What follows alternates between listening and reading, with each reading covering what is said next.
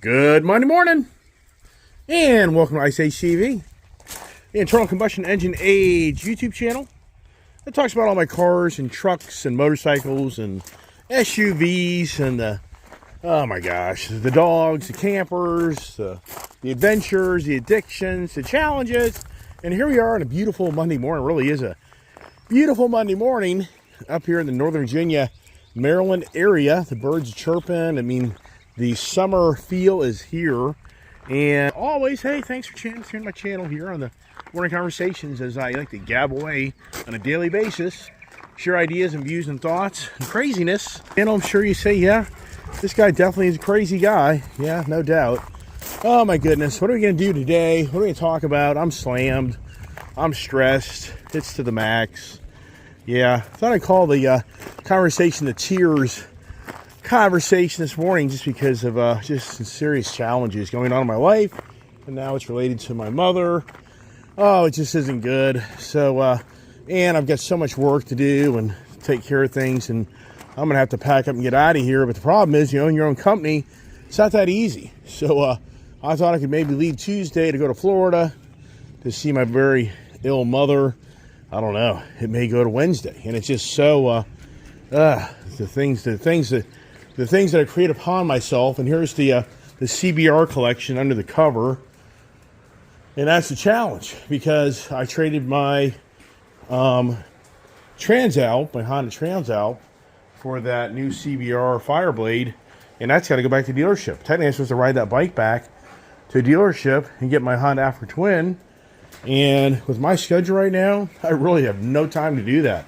In hindsight, had I known what's going to play out in my life with my mother being very ill, I'm not so sure I would have done that deal the other day, but oh well, it is what it is. And I guess the dealer can always come pick the bike up and drop my Honda Africa Twin out. I don't know, man, just too much going on. As I say, the tears. Who hasn't had a teary eye? Come here, Ginger. Come on, Ginger. Nope, Keith, you're not going in, man. You're just so... Here, Keith. Here's your bone. Keithy, look. Keith. Get your bone, buddy. Yeah, there you go. So, no, you're not going up. You're not going up there. I know that. This is just too complicated. No, hey, Keeper. He's fast. So anyways, yeah, distractions. I hear you. So, yeah, just too much going on through the mind. Borderline, didn't even really think I'd make a video this morning, to be honest with you, because I'm slammed.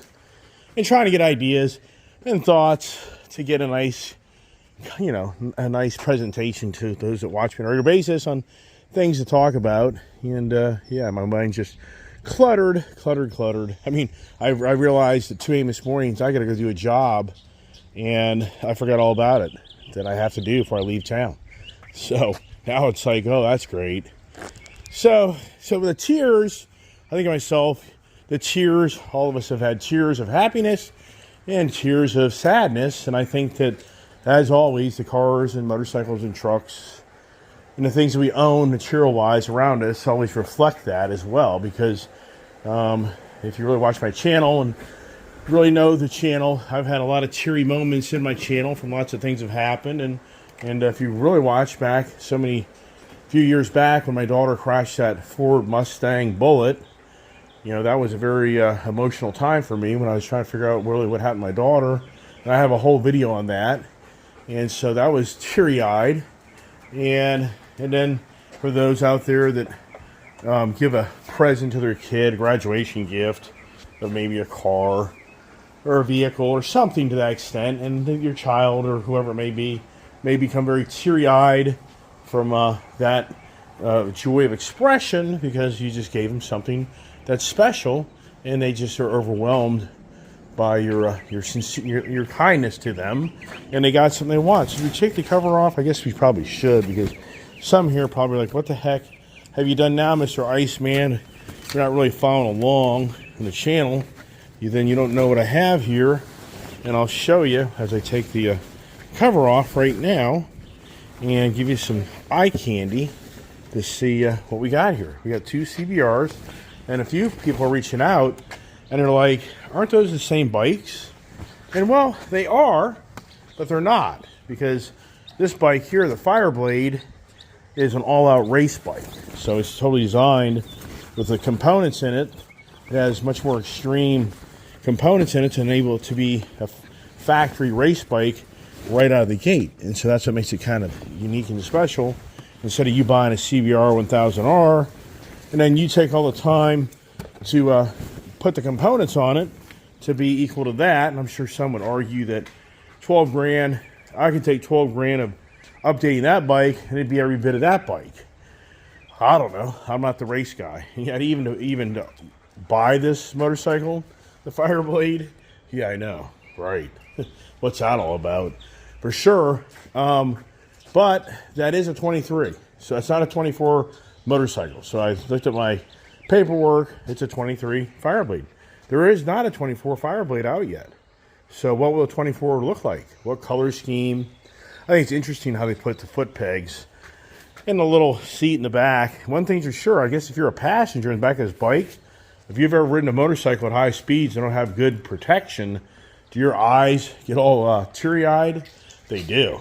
I got my summer look on me, and so the cheers for fears, or whatever you want to say the name of the group was. And I'll tell you what, I think I'm going to take down, I think maybe, I don't know, I get mixed feelings because it's challenging times down there in Florida. But I was really planning to go down to Florida and spend a few weeks down there, but I'm really going earlier than I thought. So I really was planning to go to Florida like next week and then spend a good 2 weeks down there, if not 3, to be with my family. And in doing that, I was going to take the trailer and motorcycles and a few cars down. But now, with the circumstances going on, I don't know. And some people are like, why don't you take the trailer, the camper? I don't know. Here's the challenge. My father's excited about this camper, and I'm just concerned for his safety of getting in and out of this. I'm very concerned about him getting up and down those stairs. And it really is tight. But I don't know. That's a lot of work. And right now, to try to get everything in order for us to get that out of here and go, I don't think that's the right decision right now. And here's Kiefer. You finally found my ball that I bought last night. I kind of got the gate and the barn doors figured out to a degree, but it's still what a freaking fiasco that's been. I buy a brand new weed whacker, Ego, from Lowe's here like a week ago. Been so busy doing other things, and I put it together yesterday before I get out of town. I want to get the property looking pretty good, because you leave for 2-3 weeks, the grass, everything just gets out of control. It's so much work to stay on top of this property, look nice. And I buy that brand new Ego. It's a self-feeding line, and it doesn't work. Brand new, doesn't work. So I was going to put the kid on the weed whacking responsibility yesterday as I did the grass cutting, and just didn't happen. Wasn't just, oh my gosh. So for me, you have the cheers. Yeah, oh my gosh. Right now, technically, this morning I need to jump on this bike and drive out to Winchester and pick up my other bike, bring it back home. But then I've got so many projects to do that are related to my business. And then if I get the idea, my idea was we'll make it the muscle bike, muscle car truck, Florida adventure. And I was thinking of doing is taking the Ram TRX to Florida. And maybe the Plum Crazy to Florida, even though I think that the risk of it getting stolen, I don't know, where my parents live and all, I really just can't see that happening down there. But who knows? But we're going to be leaving it out in parking lots and stuff like that. So debate is, do we take the Plum Crazy, the Ram TRX, and my aluminum trailer over here and haul the CVO ST and the Lowrider ST down to Florida? And the thing is, I can just leave that stuff down there if I have to come back, and then we'll go back. And I have so many different bikes to ride. It isn't like I'm going to be suffering if I leave a few bikes. So that's a whole other thing. But at the same time, there's a fine line there because of just what's playing out in my family, and do I go do that? But it'd be good for me to be able to stay there a few weeks with my family if I can. So who knows? But back to the tiers, and to get that all pulled off, that'll be a project to do all that. And I'll get my own little bag. I said I'd never have a bag and ride a motorcycle. Well, when you go to a non-bagger bike, you're kind of forced to have a bag, which because you need to have, your water bottle and other stuff with you. So for those watching my channel, I'm sure they got all the CBR entertainment. And even for me, who'd ever imagine I'd be sitting in my garage after all of my my talk of what I'm doing, this and that. So wow, right? So I think the tears radiate so much in our life, but I think more so ever than this never-ending green agenda. And I'm reading a lot here lately about how the green agenda isn't really playing out the way somebody wanted to play out. For all these people are getting all this government money, and they're building the infrastructure to create the green agenda. And you have to wonder if the tears are going to start to really start to prevail more than ever, for all the monies being handed out in our country and our government, and for the businesses that won't make it. I mean, it's happened before, and a lot of analysts are feeling that it'll probably happen again for all these green agenda companies that are trying to bring a cleaner environment, cleaner world. The challenges and the amount of money needed to accomplish that is bringing tears to those investors and those that are trying to accomplish it. That they're seeing how challenging it is to try to bring a cleaner environment on manufacturing, just like cement. Cement is one of the biggest carbon footprint contributors to the world on how they make cement. So there's a company overseas that's diligently trying to create a manufacturing capability of cement that requires fossil fuels, and that requires a lot of electricity to make a cleaner cement. And it's overwhelming, it's challenging, and the key CEO of the company will raise her hand, it's a lady, her hand, and tell you that she would have wished she would have gone a whole different direction of doing something different, because it's overwhelming how challenging it is to try to create a more carbon footprint free cement. And you look at cement, I mean, you look at how much the world uses cement, it's beyond believable. It's huge. And that's a contributing factor to the Mother Nature problems. Who hasn't been around a product that, like cement, the dust or whatever it may be, that brings tears to your eyes? It gets in your eyes. I mean, oh my gosh, if you've ever worked around construction or around spraying things, like for me, spraying my property, I hate doing that stuff because that damn stuff floats around. You can just tell it. You're just like killing yourself. You're killing all these plants, but you're just in the end going to probably kill yourself sooner than later, where it can just bring tears to your eyes. So then you go to the EV world. It's always a constant, conversation of the trying to bring these electric vehicles to the marketplace, and for the tears that so many of these companies that have tried to bring electric vehicles to the marketplace, it isn't happening. And so there's many investors and many companies that have invested heavily into the idea that everybody's going to want an electric vehicle, and they're going to cave to have a battery-powered car to save the world. It's just not playing out to the way they thought it would. So for those, they're teary-eyed. In California is the heaviest state of electric vehicles, and the governing bodies are beginning to have tears come to their eyes because the road tax monies are disappearing. So for them, the challenge is, how do they start recouping the road tax monies when so many people don't go to the gas station anymore and buy gas and contribute to the road tax fund? So it's been an ongoing discussion. I don't think they've come to finalize exactly how to play out. But at some point, if you're an EV owner, there's no doubt in my mind that you're going to be paying X amount of cents of driving down the road, like being on a toll road. California will have no choice. And then as time goes on, I mean, I don't know, does it turn into, I think even the Ice Age people will be part of it, because that's what's already going on. I've talked about it so many times. The Ice Age contributes to the EV age revolution. You and I are paying more than ever for these Ice Age vehicles, and I sincerely believe it's all because the EV agenda, which takes so much money to create this new world of transportation. And that's the whole thing.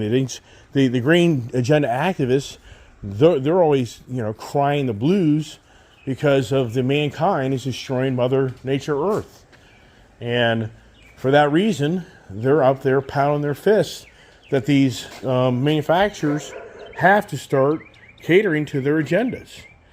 So look at this here. So look at the seat here compared to that seat over there. Just look at the slight differences of these motorcycles.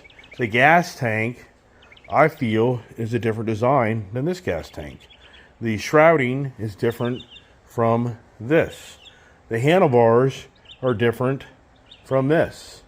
The instrumentation and the technology is different from this. The motor is different from this. I mean, they both have the same look. The exhaust system is totally different from the other one. They just go through the list of how much more this bike truly is designed to go to the track and be put to its limits. And I'm looking at my tire, and you can see in the edge kind of how far I've leaned over, nothing really radical. And look at my daughter, you can kind of see that, how I'm not that type of person that's going to go into the corner, back roading it, thinking I'm just a cafe racer. That's not who I am. It's more about just, another moment, another experience out there of getting yet another toy in the collection of all these things that are, bring tears to my eyes. Yeah, bring tears to your eyes. Just how much money I spend to have all this, which, wow. Yeah, as I say, how long does that last, right? As we continue on the Ice Age adventures of constantly changing up the vehicles, getting the vehicles, and the Transalp, yeah, that was a hard decision. But after riding that Honda, after Twin out to Timber Honda, I was just like, I can't let the Honda Afro Twin go. It's just too nice. But it's a great bike. And the good news is, no embellishing here. He's for me, they took really good care of me. They basically borderline paid me for what I paid for that motorcycle. Because, yes, did they do me a big favor on this bike over here to make the numbers work? They did. Would they do that with anybody else? No. No, because this is not a mass-produced motorcycle. This is a very unique, rare bike.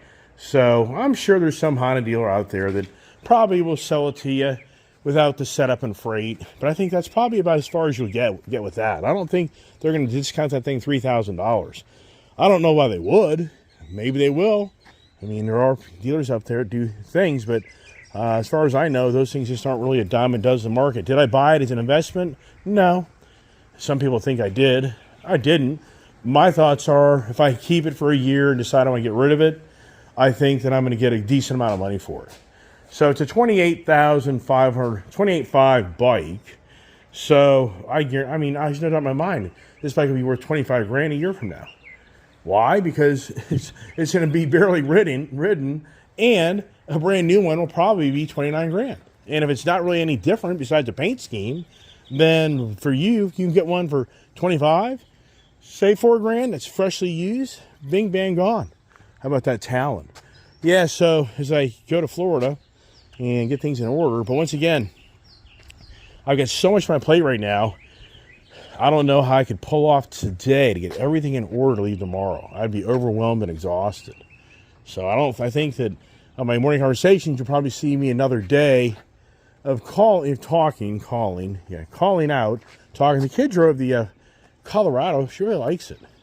The kid doesn't like the Ranger Raptor. She thinks it's kind of ugly. She thinks the Colorado is the better of the two looking vehicles. And I don't disagree. And I've had a few dealers reach out to me on the Raptor and Ranger, but I got an order confirmation on my Raptor that I ordered. So for me, it's just like, But I'm just not there on that page of yet buying another vehicle. But the vehicle stuff's gone through the roof. What am I at, 17, 18 vehicles? Yeah, I think so for this year so far. But, I say it all the time, but my gosh, I just can't see it. Oh, here's the Yoshimura exhaust that I need to put on the kid's bike. And love my new helmet, that new Shoei helmet that I bought. That thing is so nice. Can't emphasize enough. That is a really great helmet. And I feel like I'm one of the first ones out there to really get one per se. I was so tempted to ride the Rocket R. I need to ride that. I really want to take down the Breakout, the CVOST, and the Lowrider. I mean, part of me is like, I should just take the 4 bike hauler and go to Florida. But if I do that, then the Ram TRX won't pull it. It's too much weight. So that kind of ruins that idea. Then I have all those bikes down there. But I just like having the change up of bikes when we're down there. So, because the Ram TRX, it can pull 7,500 pounds. And that trailer with the bikes all loaded up in it, it's going to be 10K. It's going to be a 10,000 pound trailer. So I just can't see that. But I think that if I took the Ram TRX down, I think that thing's going to get about the same mileage as I get with everything else, because it's such a powerful motor. I'm seeing a good 13 miles per gallon. You know, I really do like the Ram TRX. As I drive that thing more and more, I just really do like, you know, the Ranger, the Raptor. It's a beautiful truck. It's a great truck, but I've had so many of them, I just have kind of like, but it's a great truck. It really is. But that doggone Ram TRX, you get behind the wheel of that thing with that motor and that pull and that torque, it's so great. It really is. And I've come to closure on this Whipple supercharger. I really think this is now, we're going into July, August. I just can't see it because they lost the programming. From my, you know, I don't really know, but they lost the key components to put that supercharger on that vehicle that actually make it mate with the car, be married to it. And so they now have to reprogram whatever they did. I mean, I'm not real sure. All I know is the components probably shouldn't be that hard once they know that it's lost and ship it to me. But I would say at best, that's another week away to 2 weeks away. And then for me to schedule a car to go in the shop, and then I'm going to be out of town. Hey, the kid drove the F-250. We call it the Kirby truck. Julia said, I like that. I like the name of the Kirby truck. And she's starting to see what I'm talking about. She's like, yeah, that front end's not right. I'm like, I know. I've been telling you that. So she's now like, hey, Dad, yep, you're right. The front end, that truck is, that truck, something's not right. Yeah, so hey, Kirby, did you sell that truck because you knew something went right about that suspension after you had that all work done to it? I don't know. So anyways, I'm not going to have a real long conversation this morning. That's too much work to do. And so the tears conversation, yeah, for me, just a teary-eyed time in my life for things that are going on in my family. And just a lot of challenges going on for me right now. Just really overwhelming, more so than it's been for me in a long, long time. Just some really challenging times for me, for finances, family, just a lot of things going on. So anyways, I just like to keep the channel going. And, you know, I talk about it all the time.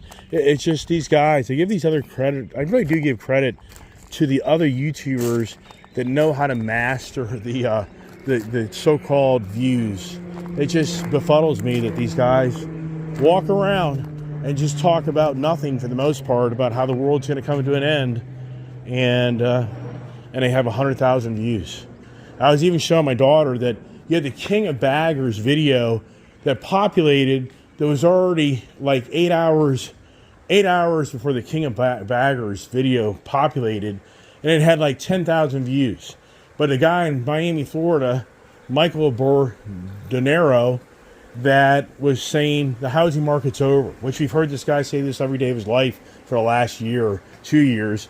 And he was already he was at 30,000 views at, if I remember right, it was like 30,000 views with 45 minutes into his video, an hour into his video. So I'm really starting to watch these guys that populate these videos. And so it's crazy in how their video is only an hour old and they've already had 30,000 views. But the King of Baggers motorcycle series, it had 10,000 views after 8 hours of being on YouTube. And then it shows, then you look at this guy's video like 3 hours later, 4 hours later, 5 hours later, he has 80 to 100,000 views in the middle of the day. I just think, man, wow. Huh. Interesting, right? Yeah. But anyways, waste of time on that. So that's it. I'm done. Short video. Appreciate everybody watching my channel. Stay tuned for more updates, what's going on, and when we get out here from Florida, what do we take or what don't we take. So God bless. Have a great day.